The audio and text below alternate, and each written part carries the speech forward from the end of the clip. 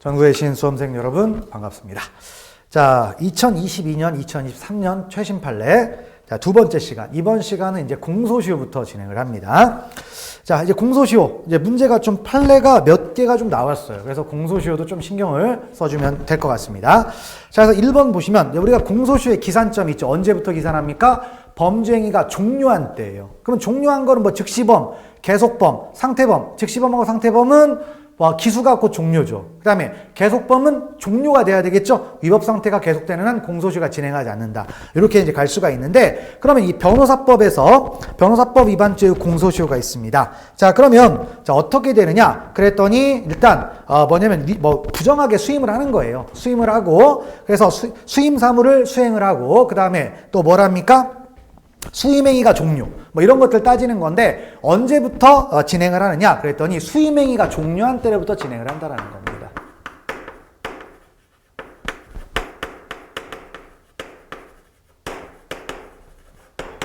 그러니까 원래 수임받으면 안 되는데 수임을 한 거예요. 그러면 수임행위가 끝나면 진행한다라는 겁니다. 수임 사무의 종료가 아니라는 거죠.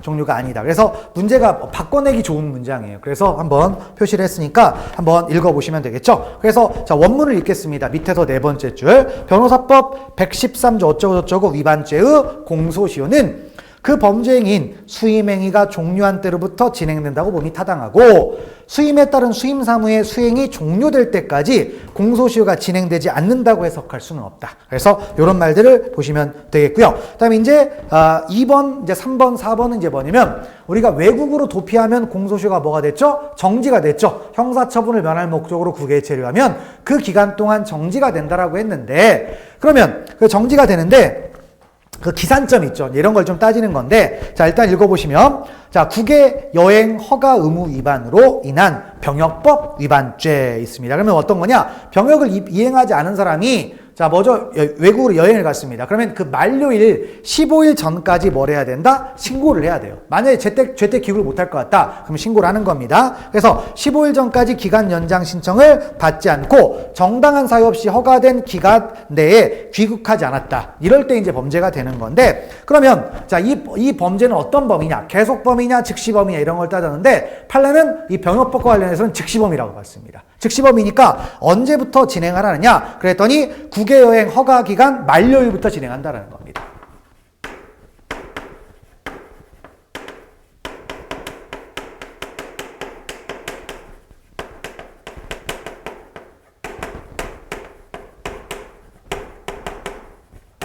국외여행 허가기간 만료일부터 공소시효가 진행한다라는 거예요. 자, 그래서 귀국하지 않은 상태가 계속되고 있다. 진행하지 않느냐? 아니라는 겁니다. 그냥 진행한다라는 얘기입니다.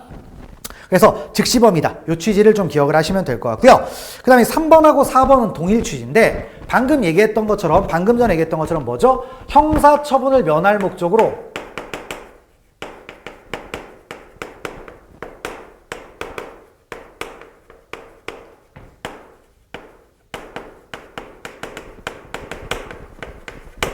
자, 국외에 있습니다. 그럼 어떻게 되죠? 공소시효가 정지가 됩니다. 근데 정지가 되는데 이거 피고인에게 좋은 겁니까? 안 좋은 겁니까? 안 좋은 거죠. 그러니까 불리한 방향으로 확장하거나 유추 해석하면 됩니까? 안 됩니까? 안 되죠.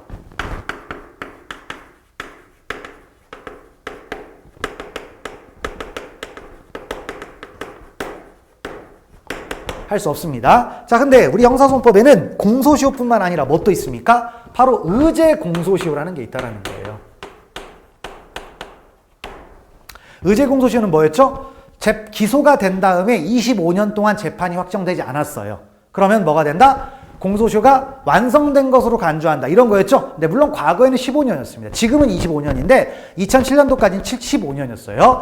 자, 그러면 이 의제 공소시효도 요게 적용이 되겠느냐라는 겁니다. 요게 정지가 된다라고 했는데 여기에 적용될 수 있느냐? 적용하면 된다, 안 된다?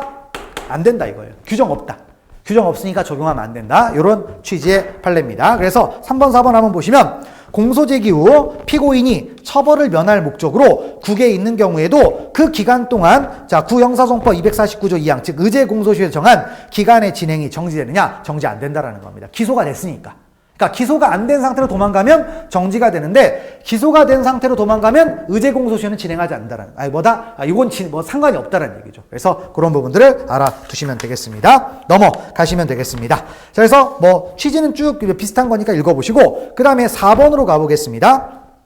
자, 4번도 읽어보시면 개정형사소송법 시행 전에 범한 죄에 대해서는 부칙 조항에 따라 249조 2항이 적용되어 판결의 확정 없이 공소를 제기한 때로부터 몇 년? 15년. 그러니까 왜 나왔냐면 현재 의제 공소시효는 뭐죠? 의제 공소시효 현재는 몇 년입니까? 25년이잖아요. 그런데 2007년도까지는 몇 년이었다? 15년이었어요. 그러면 이렇게 연장하는 거로 바뀌었잖아요. 피고인에게 뭐다 행위 당시에는 몇 년이었다? 15년이었다 이거예요. 그런데 재판하고 있는데 25년으로 바뀌었습니다. 그럼 어떤 거 적용해야 돼요? 이거 적용해야죠. 그죠? 이거 불리하게 하면 안 된다 이겁니다. 불리하게 하면 안 된다. 그래서 15년이 지나면 끝난다라는 얘기죠. 25년으로 안 간다라는 얘기입니다. 그래서 그런 취지를 알아두시면 되겠습니다. 그래서 자, 공소시효 문제가 지금 판례가 최신이 4개가 나왔죠? 한 문제 만들어지기 참 좋습니다. 아시겠죠? 그런 것들을 체크를 잘 하시면 되겠습니다. 넘어가시면 됩니다. 그래서 자, 그 정도를 보시고 넘기시면 되겠습니다. 자, 그래서 이제 공소시효 파트도 마무리가 됐고요. 그 다음에 이제 뭐가 되느냐? 공소제기면 이제 공소장 변경. 그래서 공소제기하고 공소장 변경 파트에 여러 가지 얘기가 있습니다. 자, 그러면 일단 뭘 보냐면 1번하고 2번 판례는 같은 취지예요. 그래서 이제 어떤 얘기냐? 우리가 이제 공소를 제기한 다음에 자, 이제 공소 사실이 있죠. 공소를 제기했는데 공소 사실이 불명확합니다.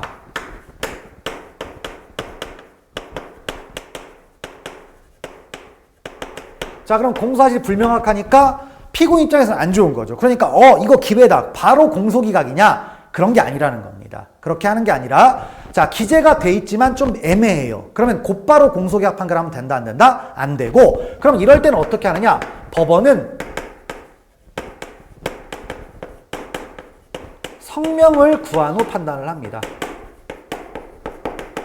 성명이라는 건 검사에게 보충하라고 요구를 하는 거예요. 보충을 하는 거죠. 보충을 검사가 해줬어요. 그래서 해준 걸 통해서 읽어봤더니 문제가 없으면 넘어가는 거고 그 다음에 보충하라고 했더니 보충을 안 하거나 아니면 보충을 했는데 또 엉터리예요. 그럼 그때 비로소 공소기각 판결하는 것이지 막바로 공소기각 판결하는 건 아니라는 겁니다. 그래서 그런 취지인데 자, 1번 한번 읽어봅시다. 자, 그래서 공소장에 기재가 불명확한 경우 법원은 검사에게 공소사실 특정에 관하여 별도의 성명을 구함이 없이 공소사실의 불특정을 이유로 공소를 기각할 수 있다? 안 된다 이거죠. 이렇게 하라는 겁니다. 그래서 밑에 해설에 2번을 보시면 되겠죠. 2번 논점 있죠? 자, 공소사실이 특정되지 아니한 부분이 있다면 법원은 검사에게 성명을 구하여 특정을 요구해야 하고 그럼에도 검사가 이를 특정하지 않는다면 그 부분에 대해서는 공소를 기각할 수밖에 없다. 막바로 하는 게 아니에요. 그런 것들을 보시고 자, 2번도 마찬가지입니다. 그래서 공소사실의 일부가 다소 불명확합니다. 다소 불명확. 크진 않죠. 자, 그래서 그와 함께 적시된다. 체크할까요? 다른 사항들에 의하여 공소사실을 특정할 수가 있습니다. 그러면 문제가 될까요? 문제가 안 되죠. 그러니까 무효가 아니라 그대로 유효가 된다. 이런 취지죠. 그래서 비슷한 걸 알아주면 되겠고요. 다음 3번을 가보시면 3번은 이제 어떤 얘기냐? 제가 이제 쟁점 특강에서도 얘기를 했던 건데 바로 우리가 공소사실의 특정 정도가 있어요.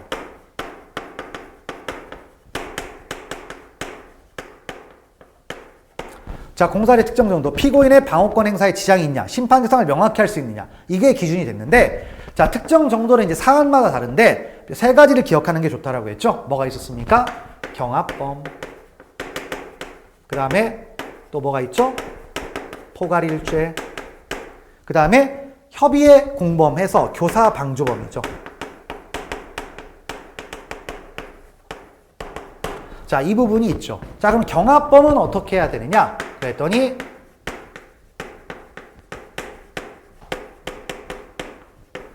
개별적으로 특정을 해야 됩니다. 그러니까 경합범은 수재잖아요. 그럼 각각 끊어서 공소를 제기한 것과 똑같이 써줘야 된다는 겁니다. 하나하나.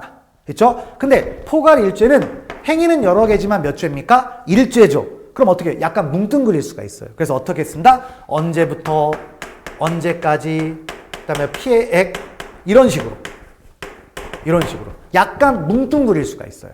이렇게 쓸 수가 있습니다. 그런데 이제 문제는 뭐냐? 이런 거죠. 경합범을 이렇게 쓰면 안 돼요.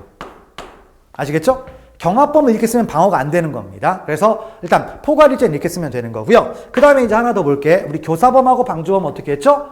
자, 일단 공범은 정범이 있어야만 된다라고 했죠? 그래서 당연히 교사 방조행위만 쓰면 됩니까? 안 됩니까? 안 돼요. 그래서 교사 방조행위에다가 뭘 추가해야 됩니까? 바로 정범의 실행행위를 써줘야만이 특정이 되는 거였죠. 그래서 이렇게 간다라는 겁니다. 자, 그러면 이걸 놓고 자 3번을 가보겠습니다.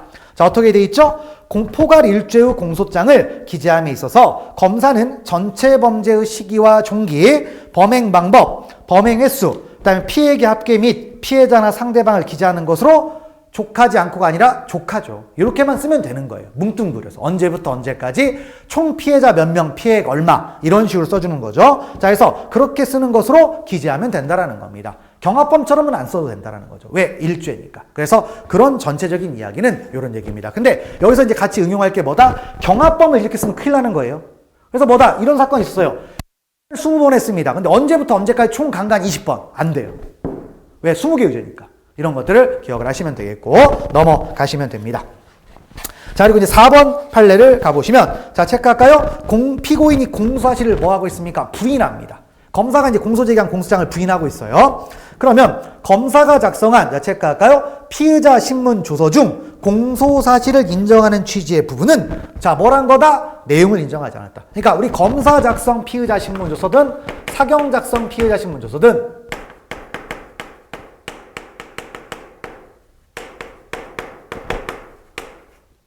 피의자 신문조서가 있죠? 자, 증거능력 인정 요건 어떻게 됩니까? 내용 인정이 되는 거죠. 그래서 내용 인정이라는 말은 뭐였습니까? 말한 대로 쓰여 있다 이 뜻이 아니에요. 기재 내용의 진실성을 말하는 겁니다.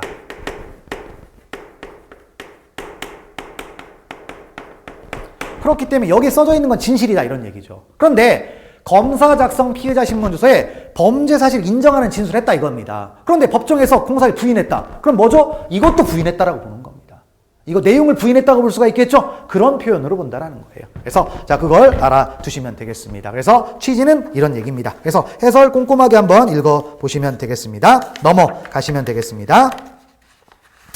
자, 됐고요. 그 다음에 이제 5번 판례를 한번 가보겠죠. 5번 있는데, 자, 5번은 이제 어떤 얘기냐? 우리 공소 취소와 공소장 변경을 좀 구별하는 거죠. 그래서 자, 여기에서 공소 취소와 공소장 변경을 구별하는데,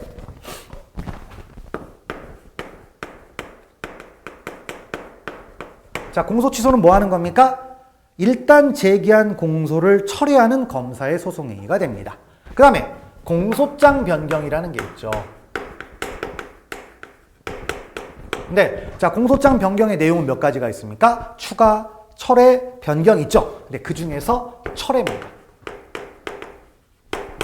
자, 그래서 공소 취소도 일단 제기한 공소를 처리하는 검사의 소송행위. 그 다음에 자, 공소장 변경 철회는 일부를 빼는 검사의 소송행위. 비슷하잖아요. 비슷하니까 구별을 해야 되겠죠. 그래서 구별을 하는 건데 공소 취소는 언제 하는 거냐면 자, 수죄 중 일죄를 처리할 때 쓰는 겁니다. 그러니까 두 개의 죄로 기소가 됐는데 하나를 빼려고 하는 거예요. 그럼 뭘로 가야 돼요? 공소 취소로 가라는 겁니다. 자, 근데 일죄 중 일부를 처리하려고 하는 겁니다.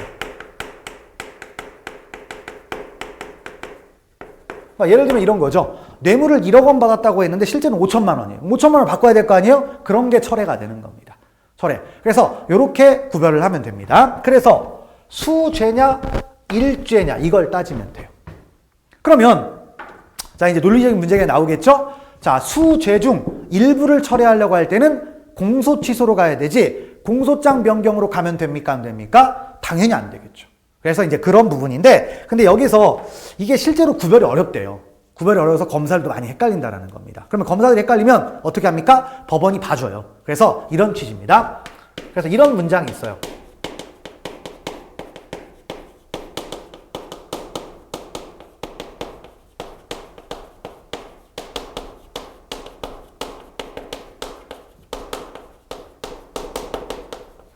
이렇게 들어옵니다. 그러니까 법관이 딱 보니까 이건 공소 취소예요. 그런데 형식을 뭘로 갔습니까? 공소장 변경 신청으로 들어온 겁니다. 그러면 야, 잘못했어 기각 이렇게 하지 않습니다. 그래서 이걸 어떻게 한다? 법원은 공소 취소로 간주를 해봅니다. 간주를 해줘요. 왜? 피고인에게 좋은 거니까. 그래서 공소 취소하면 어떻게 하죠? 공소 기각 결정하는 거죠. 간주해서 공소 기각 결정으로 종결을 합니다. 자, 여기에 대한 전체적인 얘기입니다. 그래서 공소 취소, 자, 이 부분, 자, 공소장 변경 철회. 그래서 5번 있죠? 16페이지. 그런 취지의 문장인데 한번 읽어봅시다. 자, 그래서 실체적 경합관계에 있는 수개의 공소사실 중 어느 한 공사실을 전부 철회하는 공소장 변경 신청이 있는 경우 이것이 그 부분의 공소를 취소하는 취지가 명백하다면 비록 공소 취소라는 형식을 갖추지 않았더라도 이를 뭘로 본다? 공소 취소로 봐주라. 그래서 이렇게 해주라는 거죠. 왜? 피고인에게 도움이 된다는 겁니다. 그래서 그런 취지를 보시면 되겠고요. 넘어가시면 되겠습니다. 자, 그 다음에 6번은 이제 의미가 있는 판례인 것 같아요. 왜냐?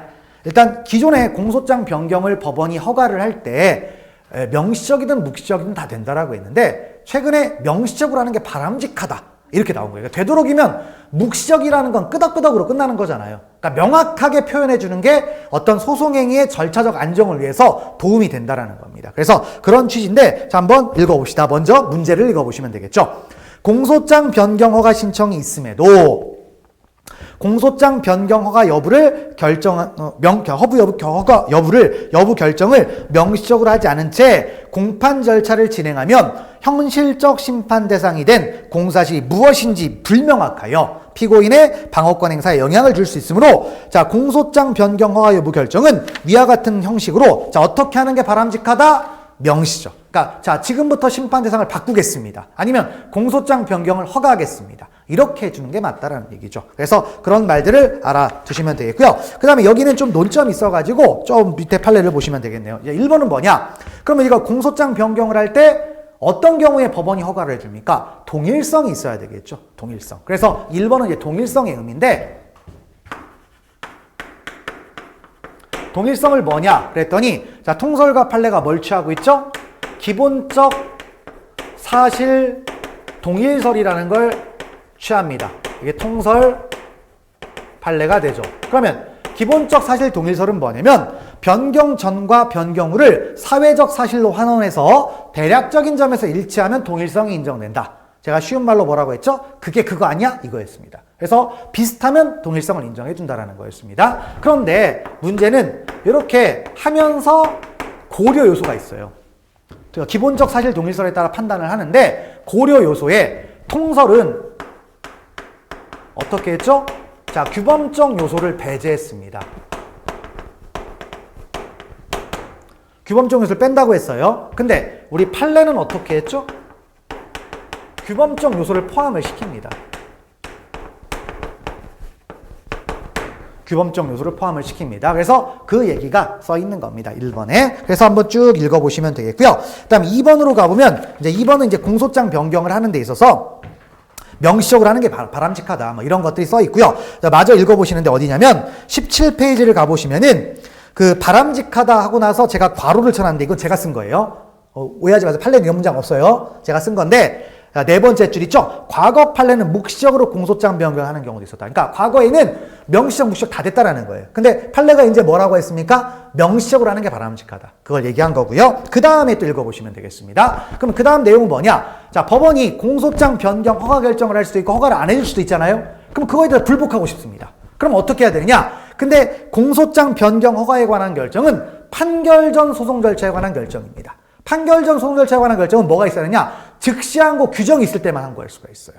그런데 공소장 변경에는 즉시 항고할 수 있다는 규정이 없습니다. 그러니까 원칙적으로 항고할 수 있다 없다? 항고가 안 돼요. 근데 항고가 안 되면 그럼 끝나느냐? 아닙니다. 공소장 변경을 허가했던 허가하지 않았던 이게 문제가 있다. 그럼 그걸 상소 이유로 주장할 수가 있습니다. 상소를 통해서 구제를 받을 수가 있는 거죠. 자, 그래서 마저 읽어보면 판결 전에 소송 절차에 관한 결정에 대하여는 특히 즉시 항고를 할 수 있는 경우 외에는 항고를 하지 못하는데 공사실 또는 적용법주의 추가, 철회 또는 변경의 허가에 관한 결정은 판결 전 소송 절차에 관한 결정으로서 그 결정에 관한 위법이 판결에 영향을 미친 경우에는 자, 뭐다? 상소로서 불복을 할 수가 있다는 겁니다. 상소. 그래서 그런 부분들. 항고는 안 돼요. 항고는 안 되고 상소를 통해서 구제를 받는다. 이런 얘기고요. 넘어가시면 되겠습니다. 자, 그 다음에 3번은 자, 우리 공판조서에 증명력이 있었죠? 공판조서의 증명력은 뭐였습니까? 절대적 증명력. 다른 자료에 의한 반증을 허용한다, 허용하지 않는다? 허용하지 않는다. 그런 취지였습니다. 그래서 일단 4줄까지가 그런 얘기고요. 그 다음에 읽어보시면 반면에 그러면 이제 어떻게 됐죠? 공판조서의 증명력에서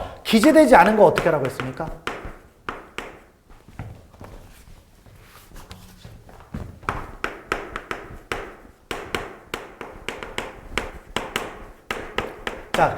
기재가 돼 있으면 기재된 대로 믿으라고 했죠. 그럼 기재가 안 된 거는 부존재가 증명됩니까? 그런 건 아니었죠.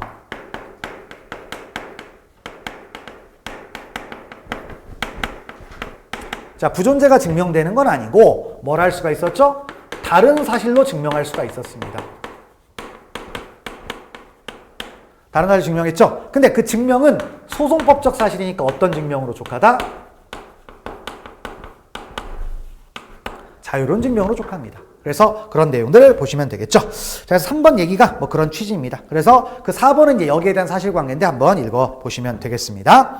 넘어가시면 되겠고요. 그 다음에 7번으로 가볼게요. 자, 7번은 뭡니까? 포괄일죄를 공소장 변경을 하려고 합니다. 그러면 공소장 변경을 하려면 뭐가 있어야 됩니까? 동일성이 있어야만 공소장 변경을 할 수가 있잖아요. 그럼 동일한지 아닌지는 어떻게 따져야 돼요? 변경 전하고 변경 후하고 전체적으로 동일성인지를 따지면 되죠. 비슷하다? 그럼 공소장 변경 인정해 주는 거죠. 그런 취지인데 뭐 이건 맞는 문장인데 거기다가 바로 문장에다 밑줄 그어서 포인트가. 그래서 읽어보시면 포괄일죄에서는 공소장 변경을 통한 종전 공사실의 철회 및 새로운 공사실의 추가가 가능한 점에 비추어 공소장 변경 허가를 결정할 때에는 포괄일죄를 구성하는 개개 공사실별로 종전 것과의 동일성을 따지기보다는 어떻게 한다? 변경된 공사실이 전체적으로 동일 범죄의 범주 내에 있는지 전체적으로 하나하나 디테일하게 따지는 게 아니고요. 전체를 뭉뚱그려서 비슷해. 동일성 이걸 따진다라는 거였습니다. 그걸 알아두시면 되겠고요. 넘어가시면 되겠습니다. 자, 그 다음에 8번으로 가보겠습니다. 자, 8번은 어떤 얘기냐?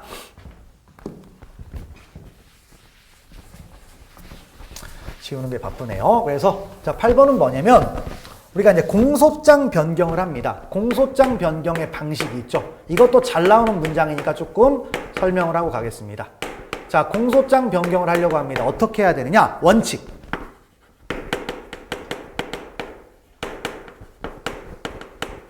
서면주의입니다. 즉 공소장 변경 허가 신청서를 검사가 법원에 제출을 해야 됩니다.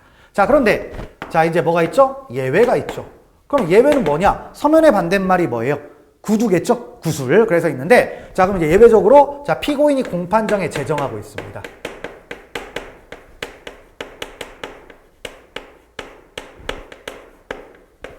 제정하고, 그 다음에 플러스로 둘 중에 하나가 있죠. 피고인이 공판정에 제정하면서 피고인이 동의하거나 또는 피고인에게 이익이 됩니다. 이익이 돼요. 피고인이 공판정에 제정하면서 피고인이 오케이 했거나 아니면 동의는 안 했지만 피고인에게 이익이 돼요. 그러면 이럴 때는 어떻게 되느냐? 법원은 구술에 의한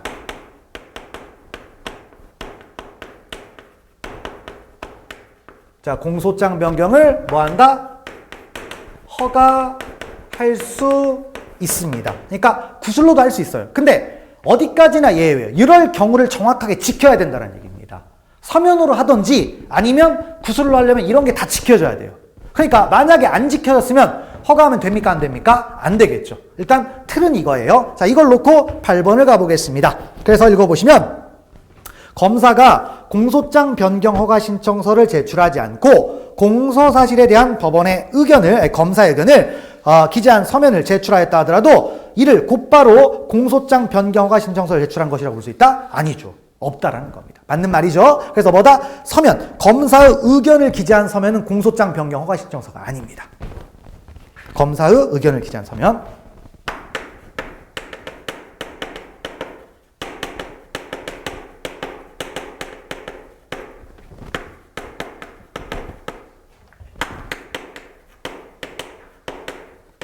이거는 공소장 변경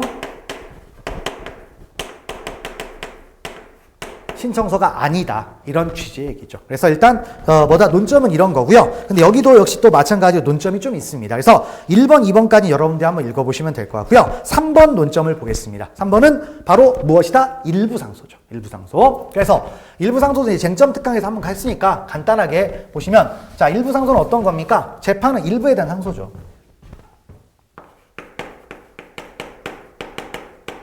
자, 일부 상소는 재판의 일부에 대한 상소인데 정확하게 알아둬야 할 게 재판의 일부라고 해서 일주의 일부가 아니죠. 그래서 자, 어떻게 된다? 일부 상소를 하려면 요건 뭐예요? 경합범위가 돼요. 다시 말하면 수죄라는 거죠. 일죄일 땐 일부 상소가 안 되는 겁니다. 그 다음에 두 번째로 뭐가 있어야 됩니까?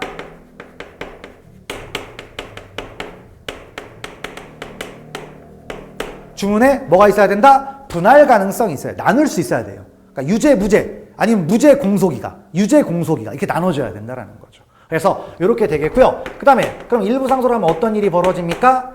상소하지 않은 부분은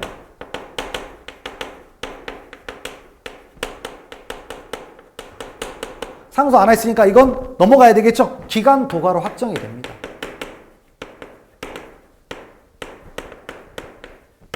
그 다음에 상소한 부분 있죠? 요게 상소심의 이심이 되는 거예요. 그래서 요것만 상소심의 심판 대상이 되는 거죠.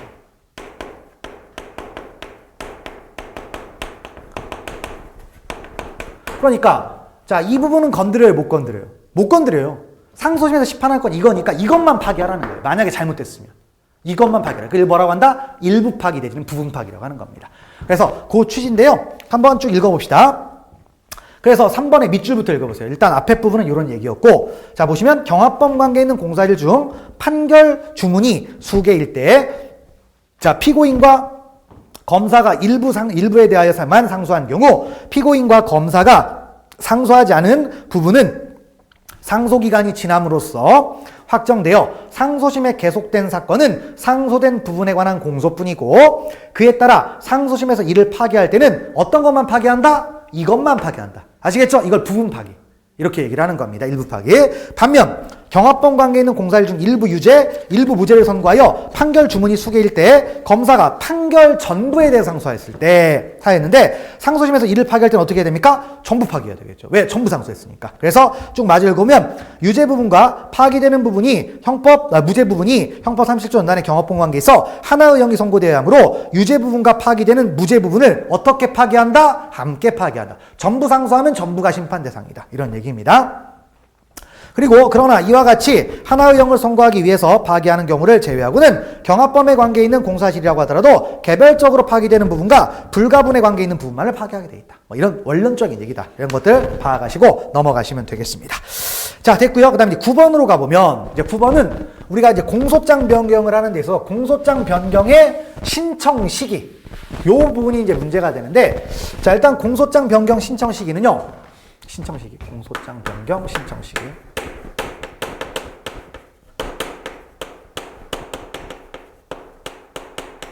언제까지 하냐면 이렇게 됩니다. 공소 제기 후부터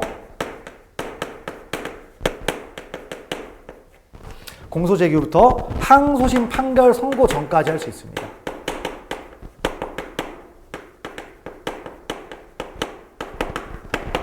자, 할 수가 있어요. 그래서 여기서 이제 같이 나오는 게 변론이 종결된 뒤에도 신청을 할 수 있습니다.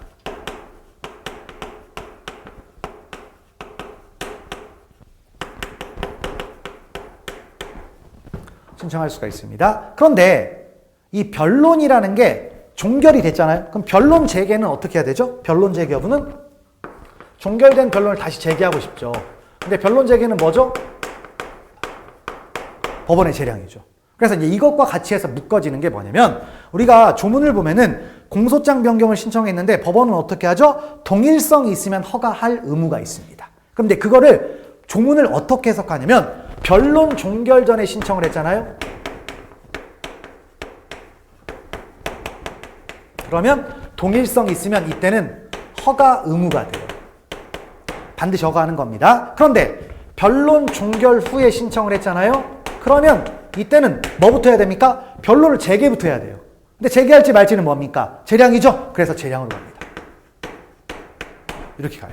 그래서 자, 이걸 놓고 이제 읽어봅시다. 9번.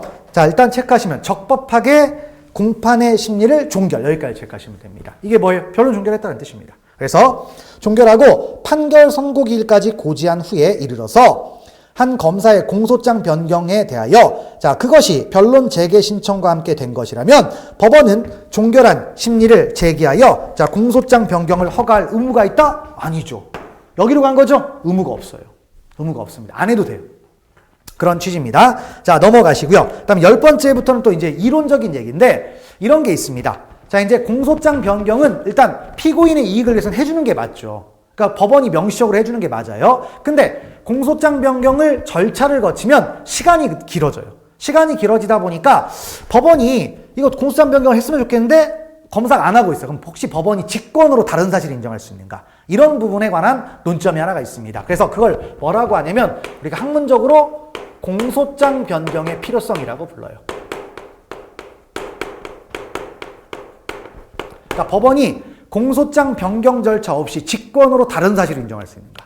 자, 이걸 공소장 변경의 필요성이라고 하는데 그러면 자, 다짜고짜 된다 안 된다가 아니라 일정한 요건을 갖추면 또 할 수 있겠죠. 그래서 어떻게 하냐면 두 가지 요건을 따집니다. 일단 공소장 변경하려면 기본적으로 뭐가 있어야 되죠? 동일성이 있어야 됩니다. 동일성이 있고요. 그 다음에 피고인의 방어권 행사에 지장이 없어요. 실질적인 불이익이 없어요.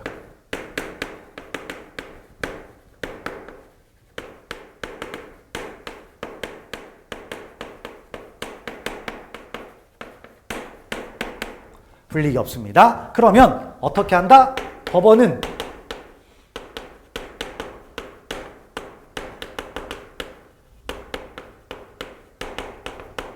자, 공소장 변경 없이 직권으로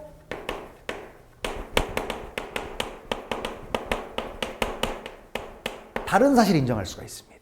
이게 이제 공소장 변경의 필요성에서 어떻게 하면 되는지에 관한 얘기인데 이걸 우리가 뭐 사실 기자설이라고 하는데 학설 이름은 중요하지 않습니다. 그래서 이렇게 놓고요. 이제 보시면 되겠습니다. 자, 그래서 10번 보시면 법원의 공소장 변경 없이 직권으로 공소장에 기재된 공사실과 다른 범죄 사실을 인정하기 위하여는 공사실에 뭡니까? 동일성 있어야 되겠죠. 그 다음에 피고인의 방어권에서 실질적인 불이익을 초래할 염려가 없어야 된다. 요 판례의 태도예요. 태도입니다. 그리고 거기다 하나 써놓으면은 이런 것이 있습니다. 자, 우리 살인죄 있죠, 살인죄.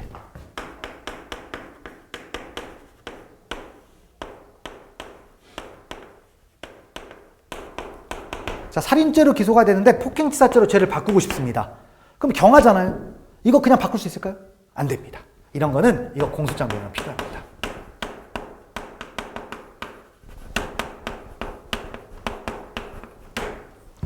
살인죄로 기소가 됐는데 법원이 이거 폭행죄로 바꾸고 싶어요. 그럼 마음대로 못 바꿉니다. 이건 뭐 한다? 공소장 변경 절차를 거쳐야 됩니다. 왜? 피고인의 방어권 행사에 지장이 있어요. 왜? 살인으로 기소를 했으면요. 피고인은 뭘 주장하겠습니까? 살인의 고의가 없다라는 걸 주장할 거예요. 근데 갑자기 폭행치사하면 살인으로 열심히 방어 준비했더니 갑자기 폭행으로 얘기하면 당황스럽잖아요. 그러니까 공소장 변경을 거쳐야 됩니다. 그래서 그런 것들을 기억을 하시고 뭐 나온 김에 하나 더 얘기하면 자, 뭐다? 이런 것도 있어요. 자, 미수로 기소가 됐어요. 근데 뭘로 바꾸죠? 예비 음모로 또 바꾸려고 합니다. 그러면 이것도 가벼우니까 마음대로 바꾸느냐? 아닙니다. 이것도 공소장 변경 필요합니다. 자, 이유는 미수의 쟁점은 실행의 착수가 있냐 없냐예요. 그런데 예비 음모로 가면요. 목적이 있냐 없냐예요. 방어 방법이 달라지잖아요. 그러니까 이런 것들은 법원이 마음대로 못해요. 그래서 공소장 변경이 필요하다 안 필요하다? 필요합니다. 이런 것들까지 같이 생각을 하고 보시면 되겠습니다.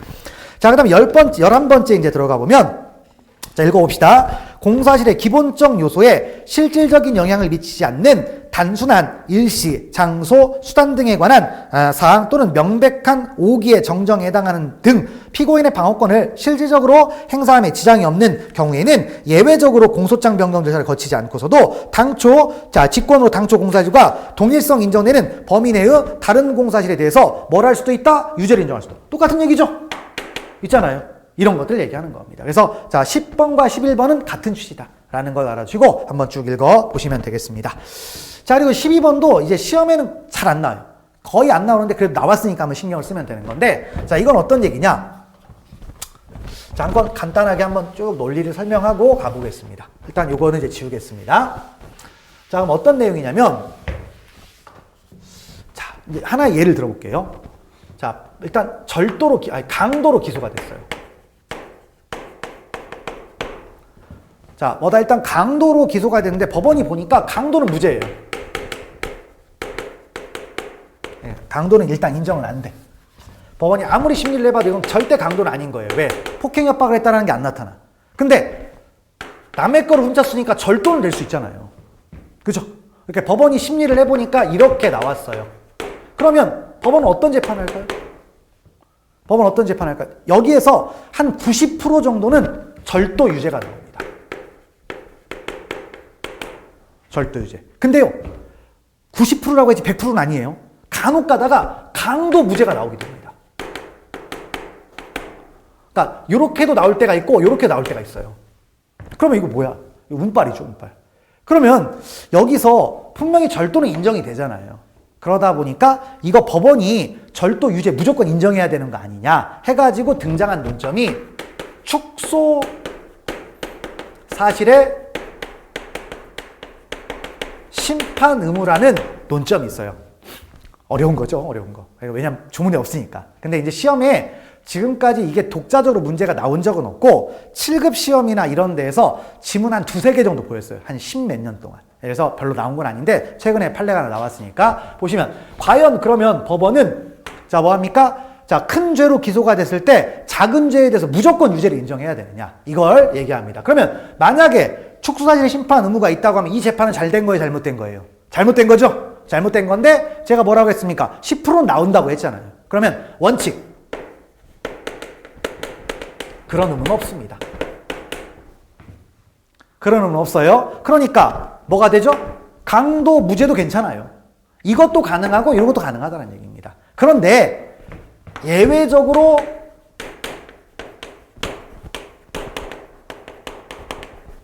의무가 되는 경우도 있다 없다? 있습니다. 예외적으로 의무가 되는데 판례의 기준은 자 판례가 여기서 100% 다 얘기를 하진 않았지만 이런 겁니다. 방, 정. 요 요건을 갖추면 됩니다. 그러면 일단 중방정. 중이 뭐냐? 중요범죄. 중대범죄. 그 다음에 자, 뭐 축소사실 인정하더라도 방어권 행사에 지장이 없어요.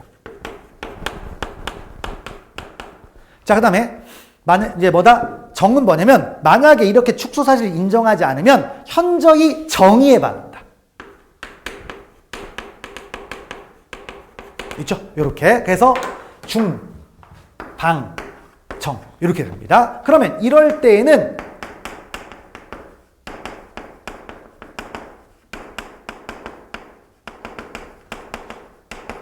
심판 의무가 있습니다. 자, 그래서 이제 그런 판례인데요. 문장이 물론 완벽하게 쓰여있진 않는데 이걸 표현한 문장입니다. 그래서 한번 읽어볼까요?